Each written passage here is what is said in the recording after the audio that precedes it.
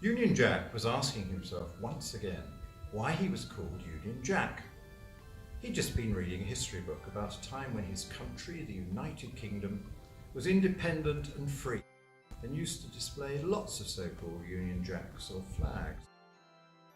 Could his mum have been wandering down memory lane? He asked her again. She was quite severe with her reproof. "I've told you many times," she said, "that I called you Union Jack after our glorious European Union, and don't you forget it. It's seditious talk, you know, to suggest otherwise. If you bang on about the old Union Jack flag, they might start questioning you for racism or something, and I haven't got time for all that." But in truth, all was not well in the United Kingdom part of the great European Union. Jack and his mother could see the distant European castle that governed them. More importantly, they had regular dealings with the EU inspectors and tax collectors. They were told about all the latest laws by the local police. Jack thought secretly that they were having to pay more and more in tax. Their income never seemed to go up, indeed it was going down. And the fish from their local seas mainly went to the Union ships, so they were banned from fishing for them at home. They had to accept big taxes on any food coming in from outside the Union. They lived under increasingly complicated and expensive rules, which made it slower and more costly to grow and make things for themselves. If Jack ever shared any of this with his mother, she warned him off it. She told him the European Union was very good to them, really, and it would be so much worse if they were not in it. Then for a couple of months they had to just concentrate on changing all their emails and websites to comply with some new directive instead of earning their living. Privately, Jack's mother did understand that things were going from bad to worse. She could not afford to keep going as they were, but was scared of saying so to her son in case he got into trouble for repeating it. The European Union had been very clever and made sure anyone in the government, in the universities, in big businesses, all thought the Union was great and defended it at every opportunity. The system was far too powerful to pick a fight with. They all thought the same. They all talked down to people like her. They were so good at making predictions of how much worse her life would be if the people did revolt against the Union. They had powers to make her life even more difficult. One day, though, the money had run out. She told her son things were a bit tight and told him to take their cow to market to sell. It was a dangerous measure. It meant they could pay the bills for a bit, but would no longer have any milk or milk income. On the way to the cattle market, Jack met a man who asked him where he was going. Jack told his sorry story. The man was very sympathetic and said he too thought the European Union was damaging their prosperity. He got some beans out of his pocket and said these were special freedom beans. If Jack took those for his cow, he could grow the precious plant of freedom which should transform his position. Jack was much cleverer than people realised for someone who had not had a great education, and he knew a bit about freedom and had been thinking for some time how the Union was crushing him and his mother. So he asked, "How could freedom help me?" "Well," said the man, "if you were free, you would not have to pay all those taxes to the EU and not have to obey so many of those costly regulations." Jack was smitten and willingly accepted the beans for his cow. It also cut down the journey and the difficulty of getting a half-starved reluctant cow to the market. When he got home, Jack told his mother the great news that he had a way to improve their situation. When she heard his mother was livid and afraid, how could her little Jack stand against the might of the EU? So she scolded him and threw the seeds out of the window. Didn't he know the great and good would rig it against his precious freedom? Next morning, when Jack and his mother awoke, they were shocked beyond belief.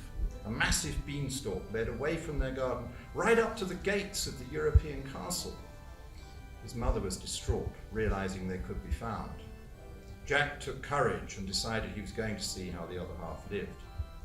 When Jack crept through the castle gate unseen, he was astounded by the wealth they had. All those tributes from the Union meant they lived well in the governing castle, led by their 5 presidents. They always seemed to have a fish course from all those fish they took from the UK seas. Jack soon found the treasury, and there to his delight was the money the UK had agreed to send. It was a signed document, so Jack tore it up. He took the pieces away with him and showed his mother. "You are naive," said his mother. "Don't you understand? Our local government will just send it back again to the EU because they want to keep us poor." "So," said Jack, "we will have to see about that." Off he went again to the castle before his mother could stop him. The next time, Jack came back with more torn-up paper. He'd found the binding document that required the UK to impose high tariffs on the rest of the world and block any special trade deals and lower tariffs with their friends in the USA or Australia or New Zealand. "There," said Jack to his mother, "this is just like the golden goose in the old fairy story. Now we can buy cheaper goods and trade better forever, so we will be better off." Once again, his mother, petrified by now of what the EU and all their powerful friends might do, told him to stop. So once again, Jack dashed up the beanstalk. This time he seized the most precious item of all, the voices of the UK people, who were singing by a majority that they were going to be free and they would obey the 5 presidents no more. Just as he was leaving the castle, the 5 presidents were catching up with him and chasing him. They didn't shout at him that they could smell the blood of an Englishman, because they didn't want to be a caricature of badness, but they did want to teach him a painful lesson. He raced back down the beanstalk whilst they were still trying to negotiate it. They were slower than him, as they'd had so many good meals at his expense over the years. Jack, as in the old fable, hacked the beanstalk down, and the 5 presidents disappeared from view and from the UK forever. The chopped down beanstalk deposited them in France, still alive but knocked about a bit. So what happened to Union Jack? All the sages in the UK government, the central bank, the universities and big international businesses predicted poverty, isolation and unhappiness. They expected Union Jack to have a few bad years and then to beg to go back to the European Union on worse terms even than they'd had before. Instead, Union Jack and his mother flourished. Spending all the money at home bought lots of improvements to public services, and tax cuts gave everybody a boost. Catching their own fish meant they could have fish every day if they wanted to, or sell it to others if they didn't. They had lots of new country friends who wanted more trade with them. Even the European Union, after a hissy fit, agreed a free trade contract and accepted in the end that Union Jack did not owe them any more money.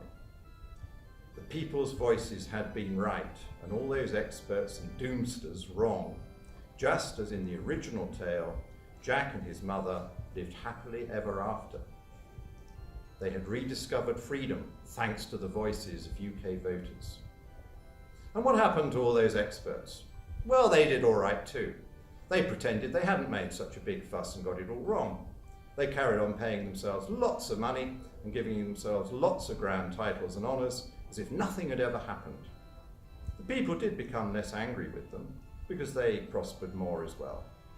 But above all, they'd got their freedom back. And the people did vote out all the ones who'd done most to stop them being free and felt better for doing so.